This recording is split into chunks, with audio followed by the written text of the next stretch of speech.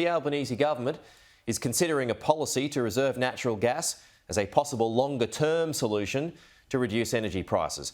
Joining us now is Nationals MP Keith Pitt. He's in the studio. It's good to see you, Keith. Thanks for your time. Thanks for coming in. Mate, great to be here. So what do you think about that? A gas reservation policy is a longer-term solution that the Albanese government's considering. Well, clearly Mr Albanese and his team have no idea what they're doing. We've seen caps now proposed for gas and coal. We've seen a mandatory code of practice after they signed the heads of agreement not a few weeks ago, and now it's domestic gas reservation as well. I mean, can't they just settle on a policy, negotiate and discuss with the industry and get an outcome? Why wouldn't that be a good idea? The gas reservation policy works in WA. Well, this is because it's a state constitutional responsibility. So in order to do that nationwide, you need agreement from the states. It was something that we were looking at, we were working through, and as you can imagine, the states are relatively difficult to get on with. Now, Mr Albanese might have some more luck, given that it's nearly all Labor. Particularly at the same parties, right? So that's why you had to... Did you really try hard enough, though? Oh, look, I certainly had discussions as the previous Resources Minister with a number of the state ministers, and it was always the same outcome. Sure, we'll do that as long as you use ours for WA and Queensland, and the others were out, and in Victoria it doesn't matter, because Premier Andrews is not developing any gas. OK, so pardon the puns, is it hot air? Because it's a state call. Well, they have to get it put together. If they can get agreement between the states, that's something they can do. But it shouldn't be retrospective against all of the existing facilities. People have made investment decisions. There is significant investment. It is tens of billions of dollars. Right. But OK, but if he could get the states on board, would you not support that? Oh, well, good luck to them, but we haven't seen that happen yet. We haven't seen what the proposal is. We don't know how much it will cost. We don't know what the reservation is. We don't know how much of it is. So until we see some detail, I clearly can't commit to it. Given what you know, is 15% doable in line with what WA's done? Well, look, the WA is a good decision. I mean, I support what they've done in WA, but it was not retrospective. Industry knew what they were getting into. They could make decisions about their investment based on what their returns would be. I mean, that would show too that it didn't discourage investment, because at the time it was controversial having that gas reservation policy in WA. But since then, it hasn't reduced investment, has it? Well, that's correct, because you know what you're getting into. You can make a decision based on what is actually there. You've got a good and a reasonable idea of what gas is available, what you can produce it for, and what you have to pay.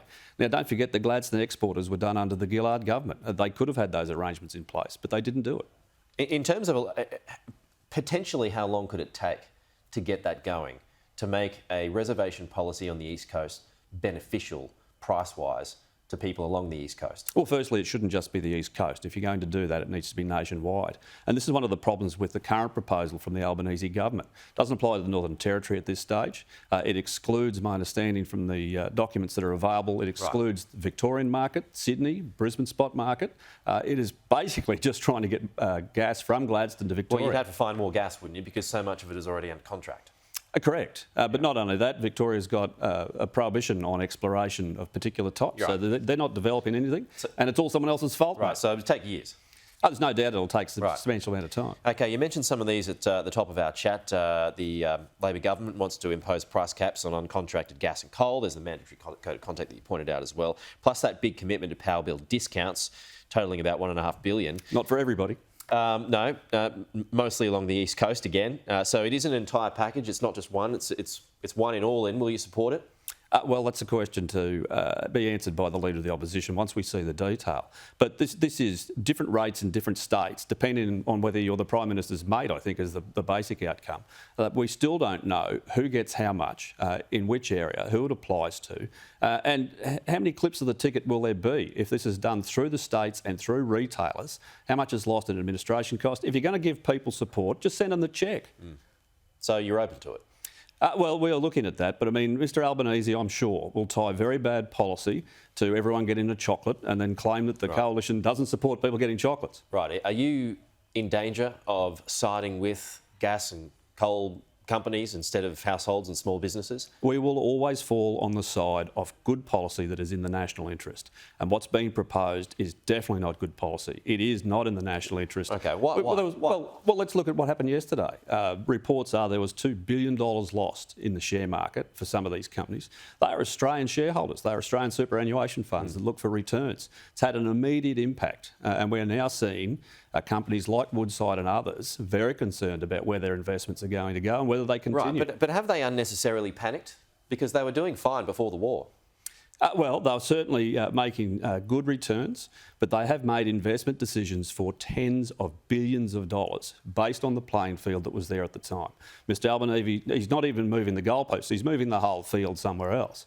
So you've got to understand that for investment decisions of this type, where there is significant risk, because not every time you explore you find gas or you find oil or you find anything else you're looking for, they are a high-risk proposition. But they still will be allowed to make significant profits. So those good returns that you just pointed out, why wouldn't they continue down the track? Well, that depends on whether you believe the Greens. I mean, the Greens want to cap profits as well. What's next? If you have a good year on cotton or grain, you get nailed by the government then. Right, but they're still going to make a fair chunk of change. Well, certainly they should still continue to make a profit. But once again, the share price has collapsed by $2 billion. You are looking at support for some Australians, but not all Australians, and it is bad policy. It is very bad energy policy. So you haven't settled on a position yet? No. That will be determined once we see all of the details. So given your experience, what do you think is the best short-term solution, short-term? Well, you need Victoria to develop their own gas. That's first. Now, a moratorium for 10 long term, right? Yeah, but a moratorium for 10 years has meant they haven't developed their own resources, and now they've run out. And now it's everybody else's fault, apart from Premier Andrews. Now, Premier Andrews and Premier Palaszczuk are getting away with blue murder here because they are absolutely profiteering from others. Well, I mean, on that, Premier Palaszczuk, I mean, they've jacked up the taxes, as you know, on mining companies. That was controversial at the time, and they're making a pretty penny out of that too. Isn't that an example how some of that should be shared with the punters? Well, you've also seen that there's now withdrawal of projects in Queensland, and guess where they are? Regional Queensland, and regional people will pay that price. But I'm talking about the amount of money that the Labor government in Queensland makes out of electricity generators. The AFR, the Fin Review, reported $5 billion in profit. Now, that is a significant amount of money. You want to bring the price of electricity down in Queensland, stop the Queensland government from taking so much profit out of the generators.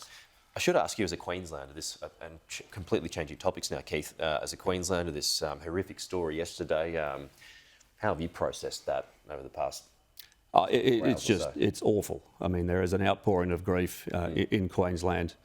There's even stronger support for our Queensland police force, as there should be. I mean, my father-in-law was a lifer in the police force.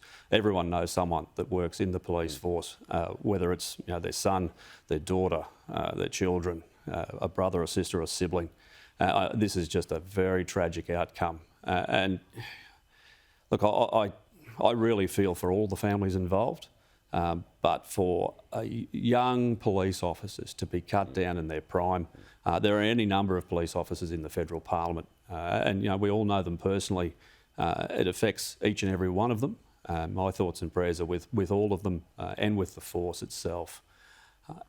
How do you stop these things from happening? That's the question.